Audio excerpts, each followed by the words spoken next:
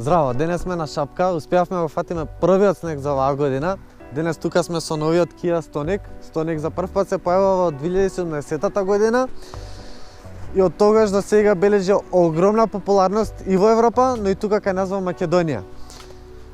Ова не е втора генерација, ова е само едно освежување.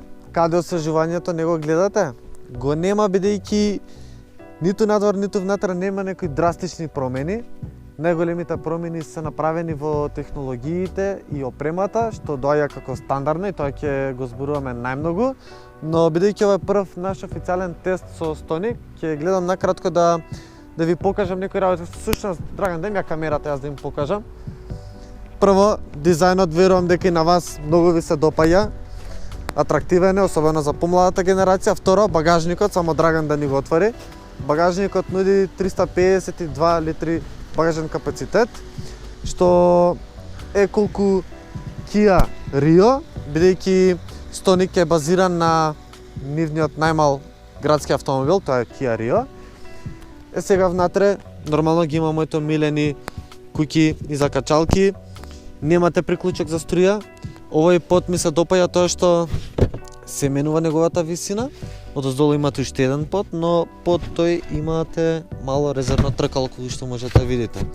И сега толку е со багажникот, продолжуваме ние внатре. Океј, оваа камера веќе не ми треба. Драган е тука. Задниве седишта искрено е окей.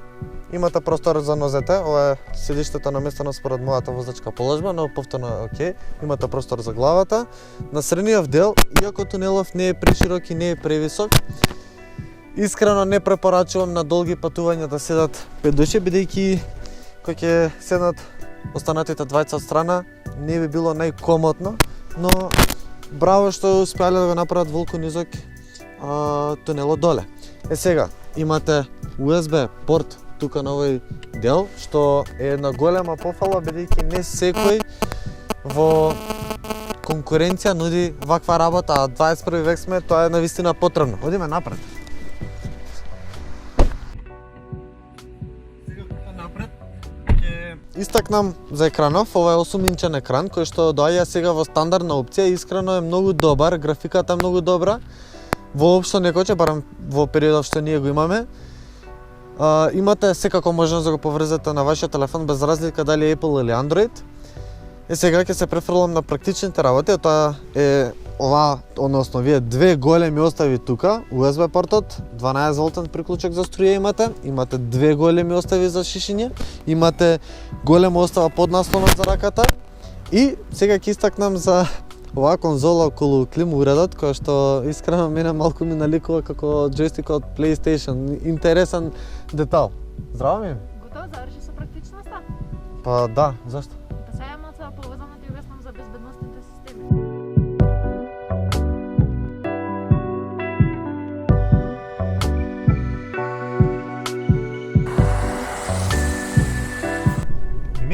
Мислам дека вреди да напоменам пред да почнеш да ми ги објасниш системиве, дека ова не се нови иновативни системи. Не ги гледаме за прв пат, барем ние. Сме ги гледале во другите автомобили на тест, но ова е некоја нивна нова подобрена верзија што функционираат малку подобро, но исто така мислам дека е една од најдобрите работи тоа што барем Kia ги нуди во нивната стандардна опрема сите овие системи што сега ќе ги видиме. Да, например, како што е Hill Assistant, автоматските светла, како што е она што не се појавува како кафенце, односно кога препознава возилото дека возачот е уморен. Тоа е интересно. Те молам само фати го воланот со двете раце, не вози без раце. Зашто? Знаеш дека ова го има и системот, ја што си го викам елка, односно што те држи во лента. Да, ама барем кај другите возила што сме ги пробале те фрлат лента во лента и не е баш толку безбедно го пуштиш воланот без раце. Овој систем е многу подобран за разлика од сите останати. Од причина што не те фрла од лента во лента или нагло да те враќа некаде, туку те држи на твојата траекторија, односно ја препознава линијата и благо те враќа назад каде што си бил претходно. Можеме да приметам дека и сега ти врати, што е многу кул.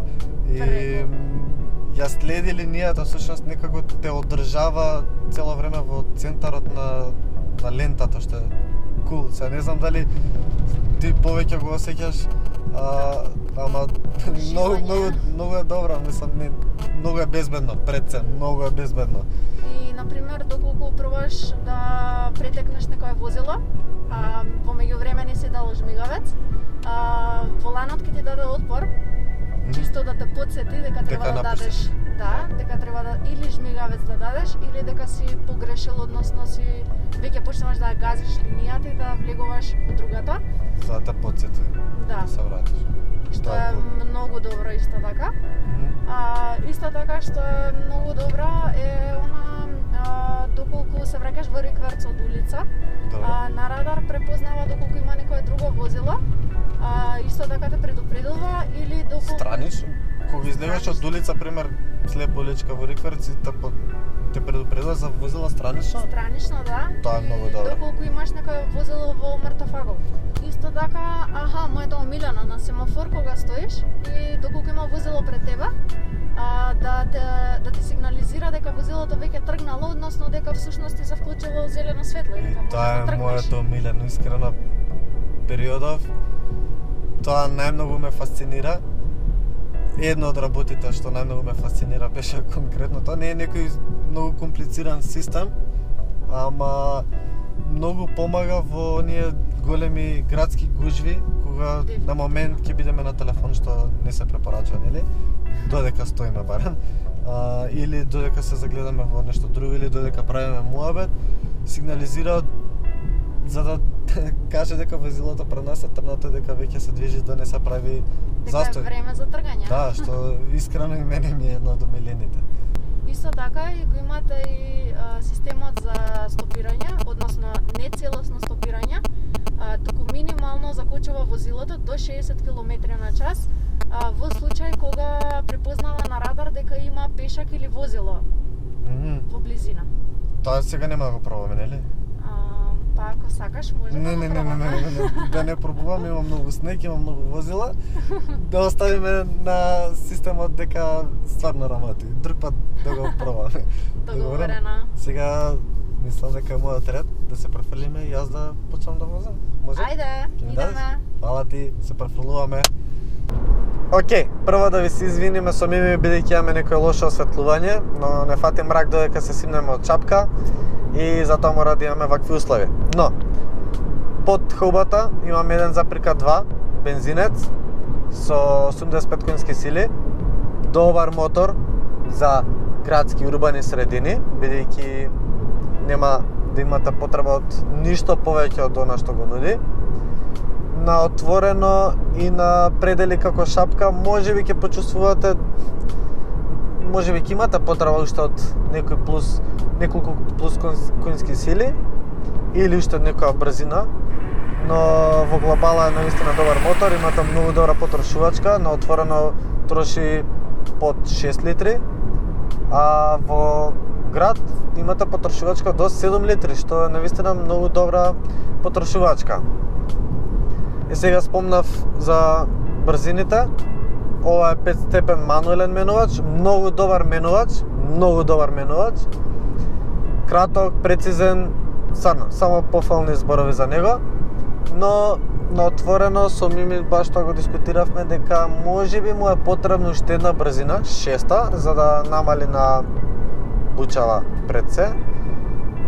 Но во глобала други критики околу менувачот со Мими наистина немаме. Инаку Мими мора да се навратам на системот што го спомна, од приеска мафтам со рацеве, само право од време на време ме потсетува да го фатам воланот. Ова е навистина како во Тесла. Многу добар систем, воопшто не те фрла од лента во лента.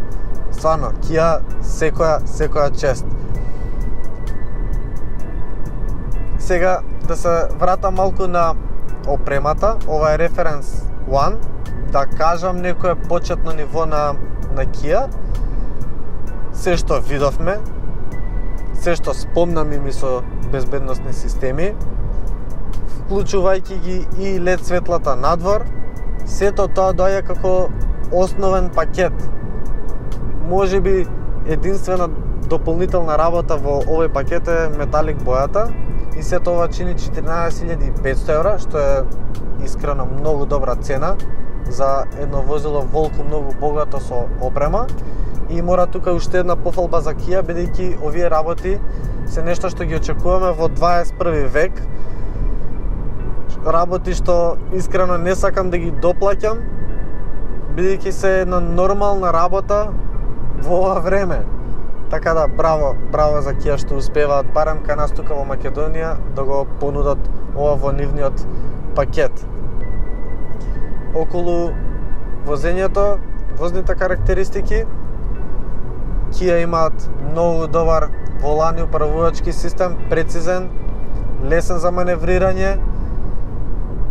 Имате педали кои што многу лесно се навикнуваат и јас и Мими приметивме дека воопшто немате потреба од долго време да навикнете колава, многу лесно и многу брзо се навикнуваат сите команди.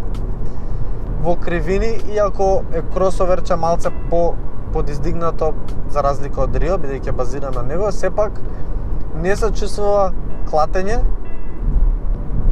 Може до некаде да имате забава со него, особено бидејќи доаѓа со систем кој што секогаш ја изфрла силата кон надворешното тркало кога сте во кривина. На таков начин ја поминувате кривината многу побрзо и многу по-безбедно и секако многу полесно за самиот возач.